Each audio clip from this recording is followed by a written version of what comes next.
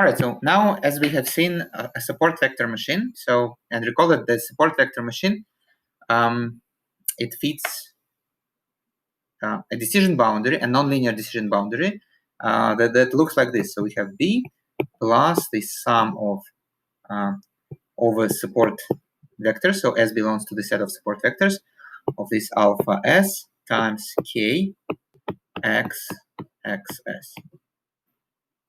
Right, so this is our nonlinear classifier. So f of x is the sign of this thing. Okay, so this k here is our kernel, and depending on this k, we can get different decision boundaries. Sorry. So we have a polynomial kernel, radial basis kernel. So these two are probably the most commonly used kernels. There is also this sigmoid kernel, and there are more. So you can just click this link and read more about different kernels. But the two most commonly, even the sigmoid kernel, although it is available out of the box, it's not really commonly used. So I believe that these two are the most common. So note that each one of these kernels has a few, 1 or 2 or 3 hyperparameters. Yeah, and besides, there is also always this hyperparameter C, the cost of misclassification. So this C is going to be present in all the kernels, but then depending on the choice of the kernel, so that there are some others. So like there is always this gamma in every one of these kernels. Then there is C node is present in 2, and there is also D, and there is and so on, right? So there are several hyperparameters. So these can be tuned by cross-validation. Let's just look at some examples. So this is the same iris data set, and we are classifying the middle class versicolor versus the other two, so versus these two. So a linear kernel, which is the same as just the soft margin classifier, it just classifies everything to be non-versicolor, right? So, which happens because it is impossible to have a good separating hyperplane. At the same time, in this plot, you see support vectors. So support vectors, they are denoted with S, and most of the data here are support vectors. Okay, so hypothetically, a linear kernel means a linear decision boundary. So on the plane, it would be just a line. It's just that this line is just not here, so it is probably somewhere on the side. Okay. So a polynomial kernel of degree 2 means that the decision boundary is a quadratic curve. So it could be a parabola, hyperbola, or an ellipse. With if gamma equals 2, it happens to be an ellipse. So the best decision boundary that we can find with gamma equals 2 is an ellipse. And you see it is very good, right? So there are just a few support vectors. And remember that support vectors are those that are within the margins. So which means that the margins here are something like this. So this slightly bigger ellipse is the upper margin, and this slightly slower ellipse, slightly smaller ellipse is the smaller margin. So, and all the support vectors, they are between the margins. Well, okay, I probably didn't do it very carefully because so these two are not support vectors. So, but I hope you got the idea.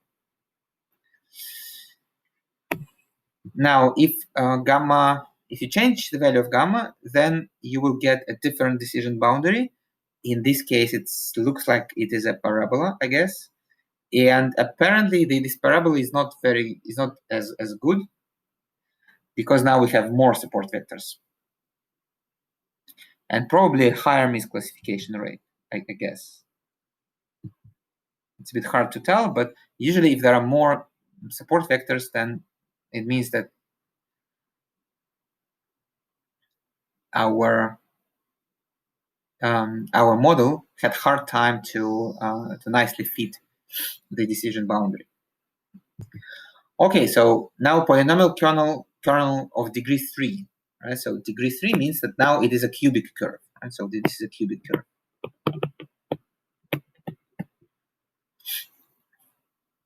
And we see that now it is reasonably well classified. So there are some support vectors.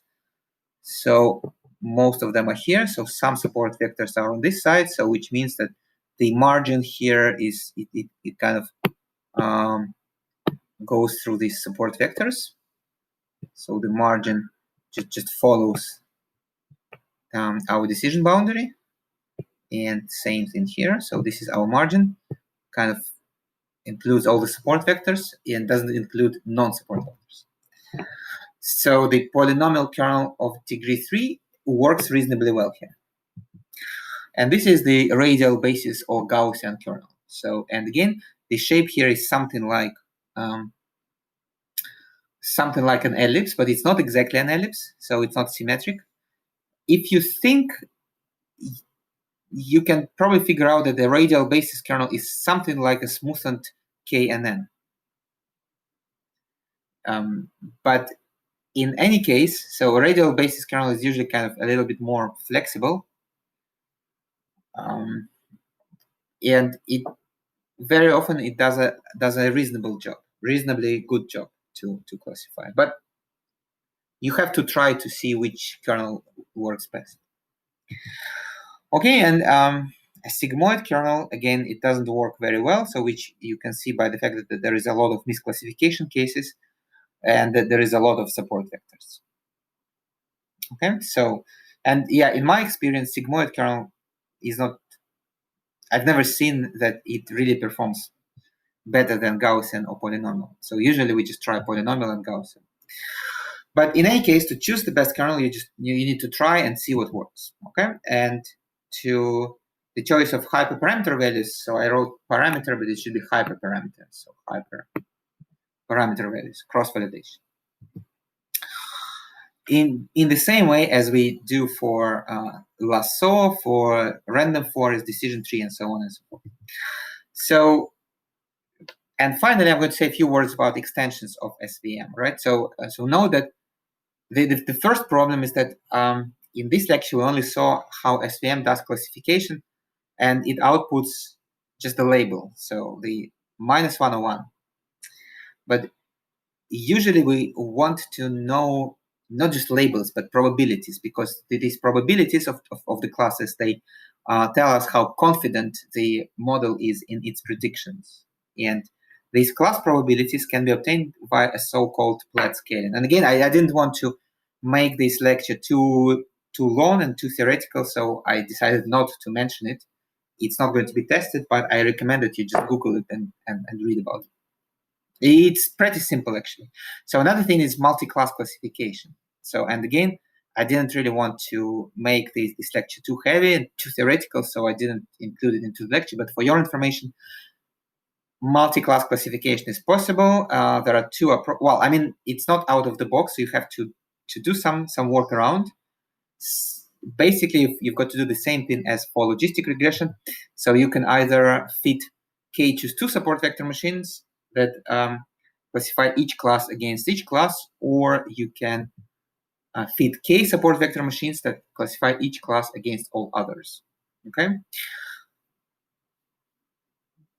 and both are available in R, basically out of the box, as far as I remember. So in caret package, you just, if your response variable has more than 2 classes, then it's going to just happen automatically. You don't have to do anything about it. Okay, but you need to know how to interpret the result. And there is also a support vector regression. So all this stuff is just available in caret out of the box. So if you use the library caret in R, then you don't have to do anything about it. So it's just there. So even support vector regression. So if your response variable is numeric and you train an SVM, then it's going to automatically be support vector regression rather than support vector machine. But again, I didn't want to make this lecture too long, so I decided not to explain it, and its support vector regression is not going to be tested. But again, you can just read how to do it. Support vector clustering is kind of a different story. This is unsupervised learning. So caret stays for classification and regression training. So which is why it doesn't do support vector clustering. So it is only for supervised learning. But there do exist libraries for support vector clustering in R2. Okay, so this is the end of the lecture. So can you do the last quiz? And then I'm going to wrap up what we have learned today.